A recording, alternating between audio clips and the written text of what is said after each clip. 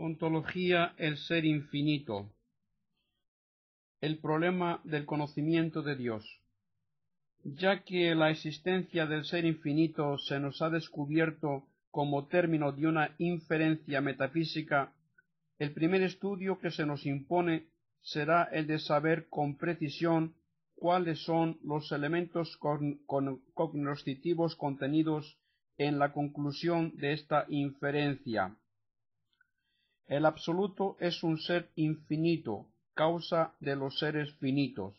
Ahora bien, es fácil ver que, al formular esta conclusión, conocemos a Dios con la ayuda de cuatro conceptos.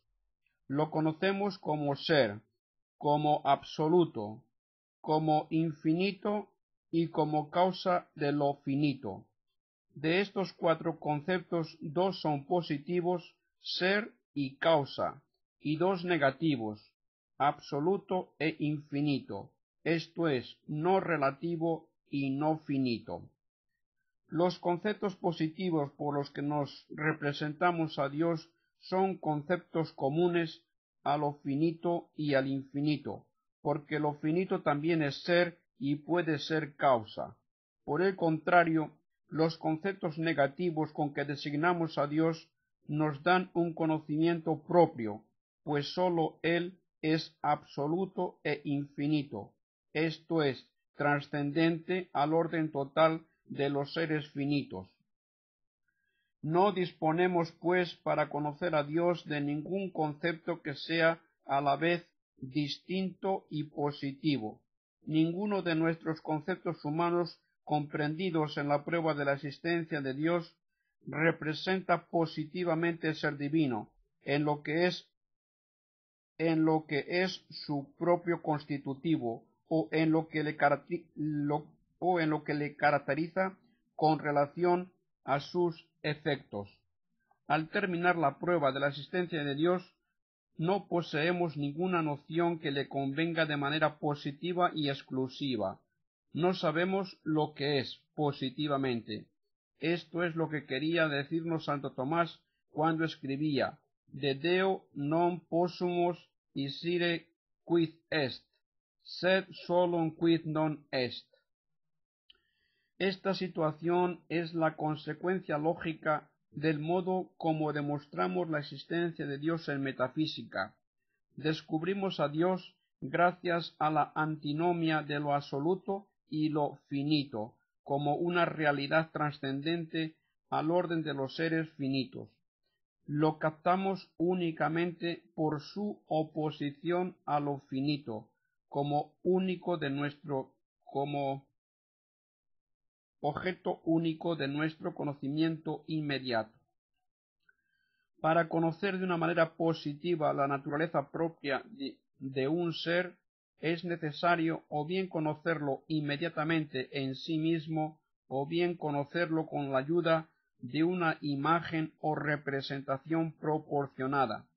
Este último método será tanto más perfecto cuanto la imagen utilizada reproduzca más exactamente el objeto por conocer, imagen que puede ser el efecto proporcionado del objeto, el hijo imagen de su padre, la causa proporcionada del objeto, el padre imagen de su hijo, una representación cualquiera del objeto, retrato, estatua, fotografía. Ahora bien, todos esos procedimientos son imposibles cuando se trata de conocer a Dios. No lo podemos conocer directamente en sí mismo, puesto que sólo le alcanzamos por una inferencia metafísica, y tampoco le podemos conocer por una imagen proporcionada, pues lo finito no guarda proporción con el infinito. La prueba de la existencia de Dios nos ha descubierto cuatro atributos fundamentales del Ser Supremo, dos atributos positivos y dos atributos negativos. Nos será posible un conocimiento más perfecto de los atributos divinos en la medida en que estos atributos fundamentales se presenten a una explicitación que dará lugar a la deducción de nuevos atributos, positivos o negativos. Pronto veremos qué resultados puede dar el esfuerzo de esta explicitación. Mas antes de comenzarla, se nos plantea una grave cuestión de principio y de método en lo que respecta al alcance exacto de los atributos positivos. Se trata de las objeciones del agnosticismo, que en resumen pueden reducirse a la siguiente dificultad: todos los conceptos positivos de que nos podamos servir para significar los atributos divinos son conceptos tomados del modo de conocer propiamente humano, esto es, de nuestro conocimiento de orden empírico. En su significación propia, estos conceptos representan, pues, objetos finitos. Siendo esto así, ¿qué valor pueden tener dichos conceptos cuando nos servimos de ellos para designar al ser infinito? Cuando se trata de implicaciones metafísicas pertenecientes al orden de los seres finitos, como ocurre con los coprincipios cuya existencia hemos establecido, es posible determinar en cierta manera su naturaleza por su analogía con los objetos de nuestro conocer propio. Pero cuando se trata del ser infinito, de un ser trascendente, de un ser que no posee las características de lo finito, de un ser que se caracteriza precisamente por su oposición a lo finito, ¿podemos aún hablar de analogía? ¿Hay proporción entre lo finito y el infinito?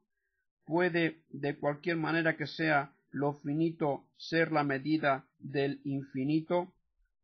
Cuando el término bueno, por ejemplo, se emplea para expresar un atributo de lo finito y un atributo del infinito, ¿tiene el mismo sentido este término?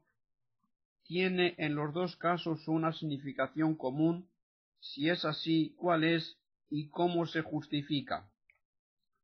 Es exacto que todos nuestros conceptos tienen como función primaria el expresar nuestra experiencia, y que ésta es siempre una experiencia de realidades finitas.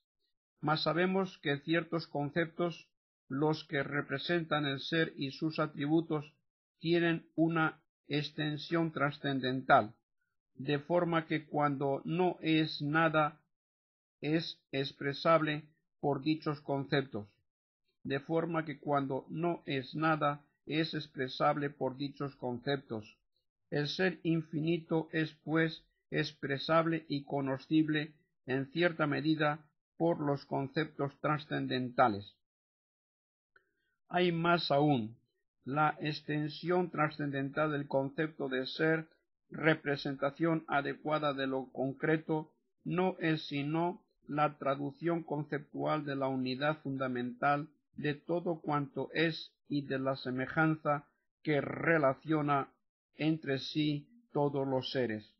Ahora bien, la prueba de la existencia de Dios nos da la razón última de esta semejanza ontológica.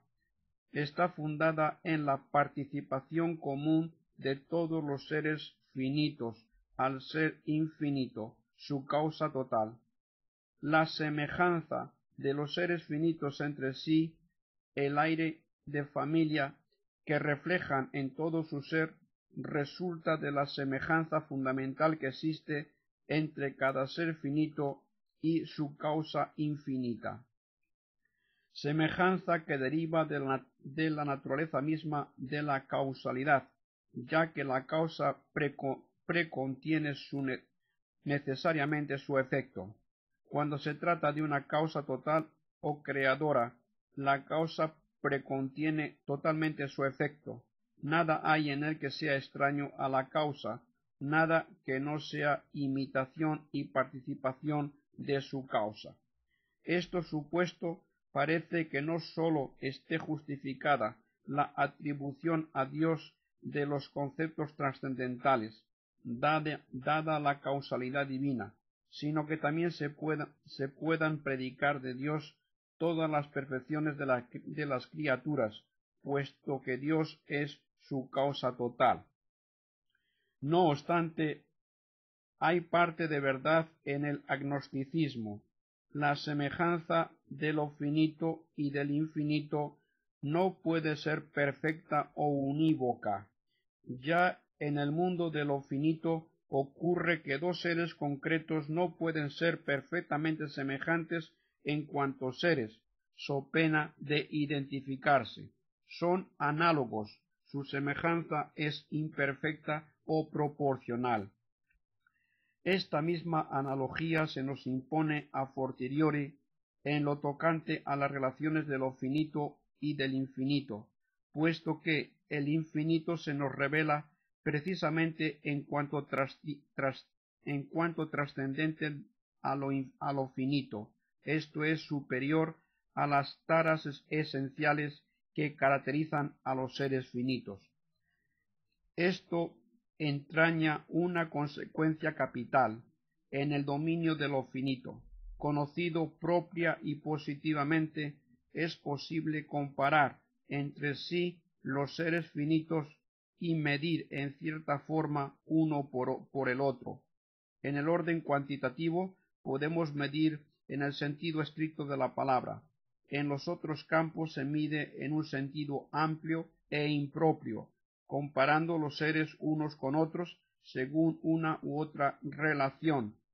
Se compara a los hombres entre sí desde el punto de vista intelectual, moral, artístico, deportivo, etc.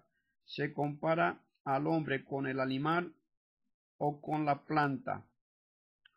Por el contrario, entre lo finito y el infinito no es posible ninguna comparación, pues no conocemos al infinito en sí mismo, no tenemos de él ningún concepto positivo y propio.